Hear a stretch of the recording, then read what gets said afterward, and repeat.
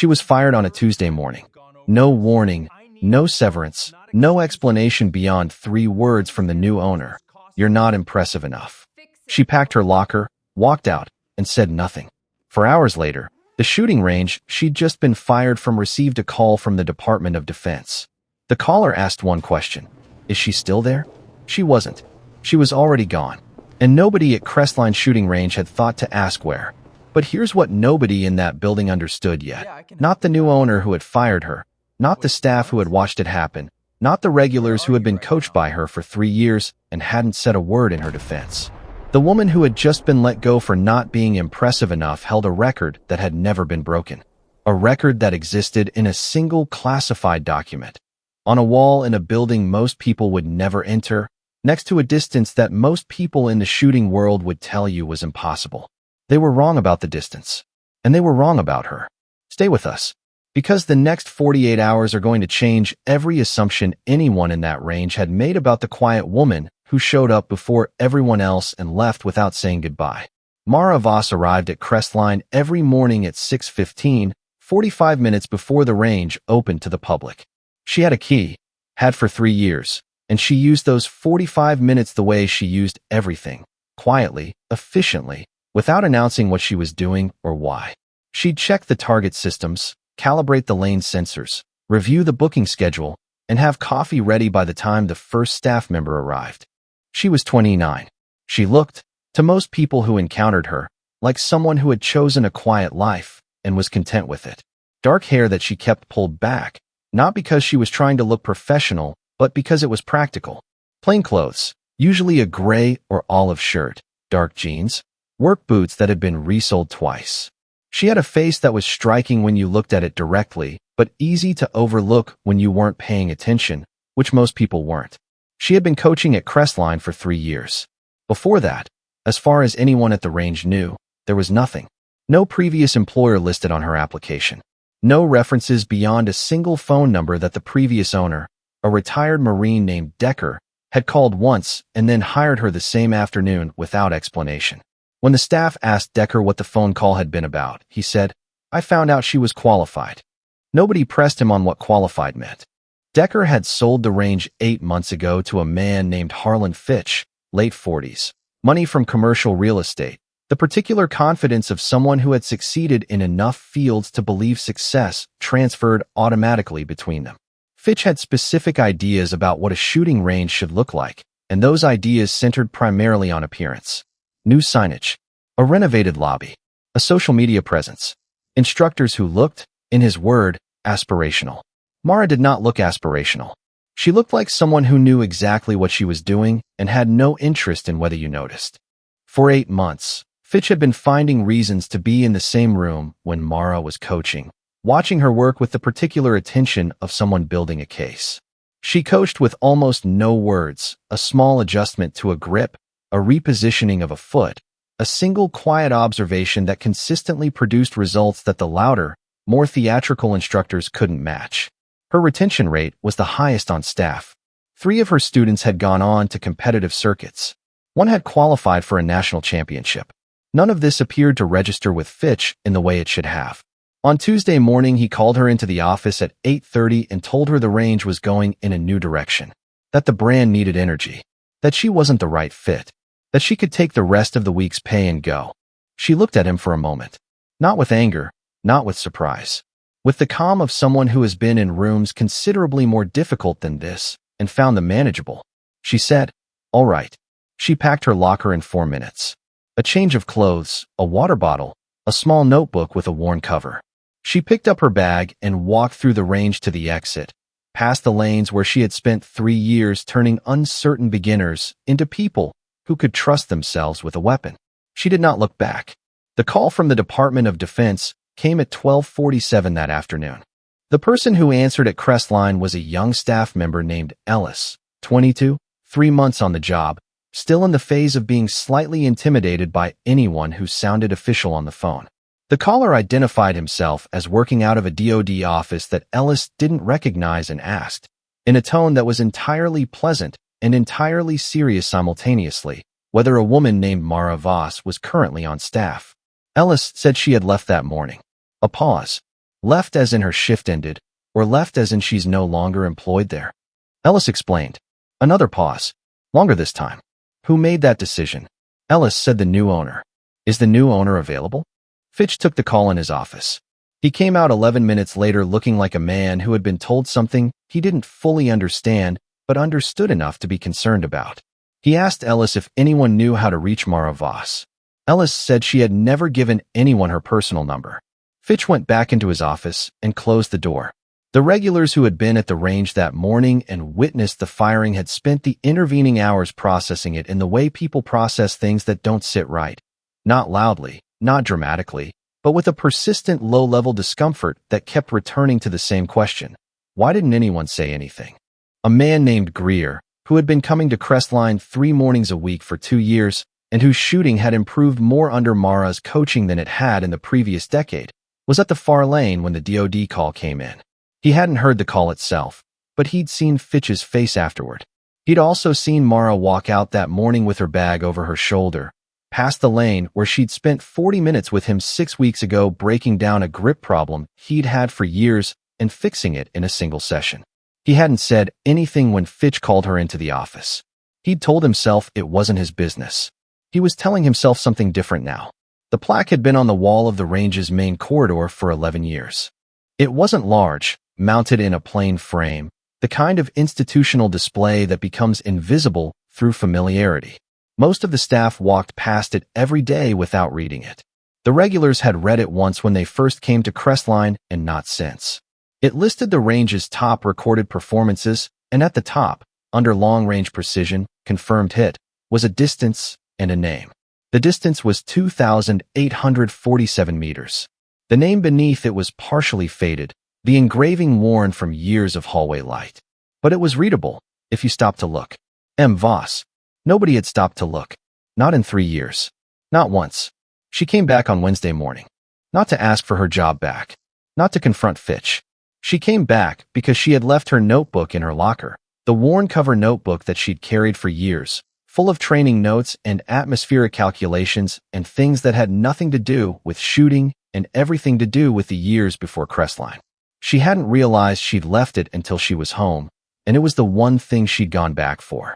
She came in through the side entrance at 7:20 before Fitch arrived. Ellis was at the front desk. He looked up when she came in and then looked at her with the expression of someone who has been sitting with a question and has just been given an opportunity to ask it. There was a call yesterday, he said. From Washington. Mara looked at him. I know, she said. They were looking for you. I know that too. She went to her old locker, retrieved the notebook, and was heading back toward the exit when Greer came in through the front. He stopped when he saw her. He had the look of a man who had rehearsed something and was now deciding whether to say it. I should have said something yesterday, he said. When he called you in. I should have said something. Mara looked at him steadily. It wouldn't have changed anything, she said. Maybe not. But I should have said it anyway. She looked at him for a moment. Then she nodded once, not dismissively, not warmly. The nod of someone who has accepted something and filed it accurately. She was almost at the door when it opened. The man who walked in was in his early 60s, silver-haired, with the upright bearing of someone for whom posture had been a professional requirement for so long it had become structural. He wore civilian clothes, a dark jacket, plain shirt, but they sat on him the way civilian clothes sit on people who spent decades in uniform and never quite forget it. He scanned the room the way certain people scan rooms, and he found Mara in approximately 1 second. He stopped. She stopped. The room. Ellis behind the desk, Greer near the entrance, Solis, who had just come in from the back, went very still in the way rooms go still when something is happening between two people that the room doesn't have context for but can feel the weight of. The man said, I was told you'd left. I did, Mara said. They called me yesterday. Said someone let you go. He said it with the specific flatness of someone keeping a reaction under deliberate control. I got on a plane this morning. Mara looked at him. Something shifted in her expression, the slight loosening of someone who has been carrying a thing alone for a long time and has just encountered the one person who fully understands its weight. Colonel, she said. Don't, he said quietly. I'm retired.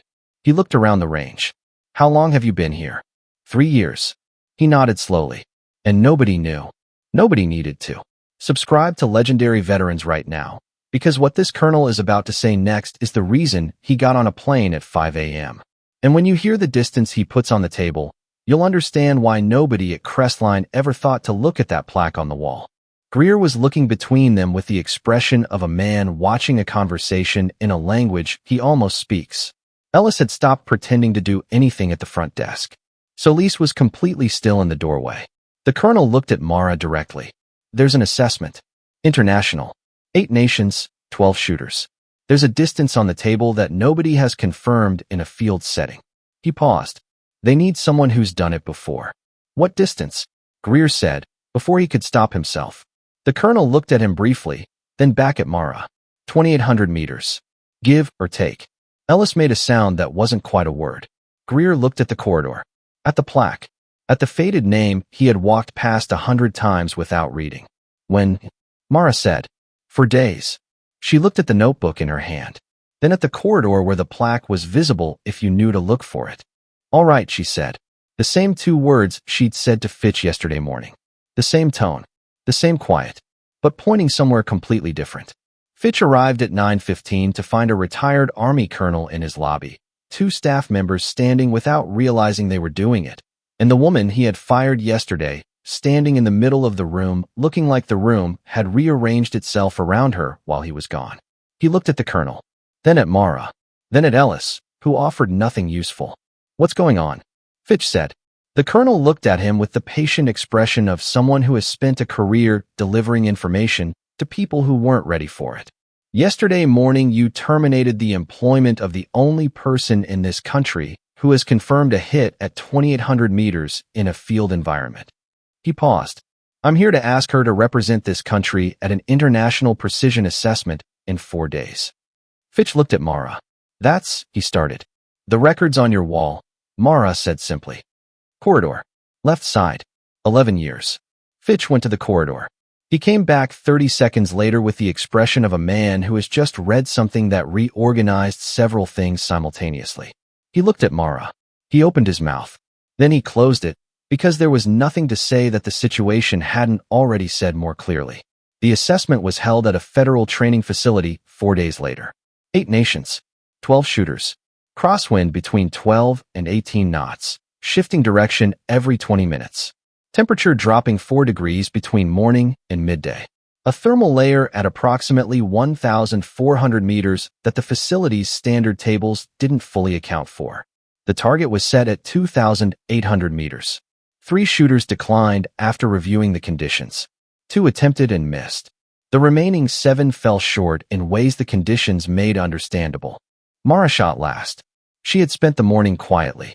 She reviewed the atmospheric data once, made notes in her notebook, walked the shooter's position twice without a rifle, and then sat on an equipment case and looked at the distance for a long time with the expression of someone doing arithmetic that didn't require paper. The colonel stood to the side watching her the way he had watched her years ago, before everything that came after. The expression of someone who has complete confidence in an outcome and is simply waiting for the room to catch up. When Mara stepped to the line, the assembled observers from 8 countries went quiet in the specific way they go quiet when something has been building and has arrived at the moment they didn't quite believe was coming. She settled into her stance. She went still, the trained stillness, the baseline, the thing that had nothing to do with the moment and everything to do with every moment that had come before it. She fired once. The confirmation took 11 seconds. 11 seconds of the room holding its breath without deciding to. Hit. Center. 2,800 meters. The room didn't erupt. It went a different kind of quiet, the quiet after something happens that people will be describing for years. The colonel exhaled. It was the only visible reaction he allowed himself. He looked at Mara, who had lowered the rifle and was already checking the chamber out of habit, and he said nothing. He didn't need to. Greer, who had driven 4 hours to stand at the back of the observer area.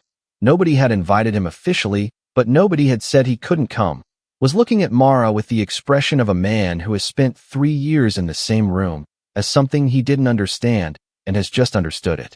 He thought about Tuesday morning, about not saying anything. He filed it away. He would carry it differently from now on. The plaque at Crestline was updated the following week.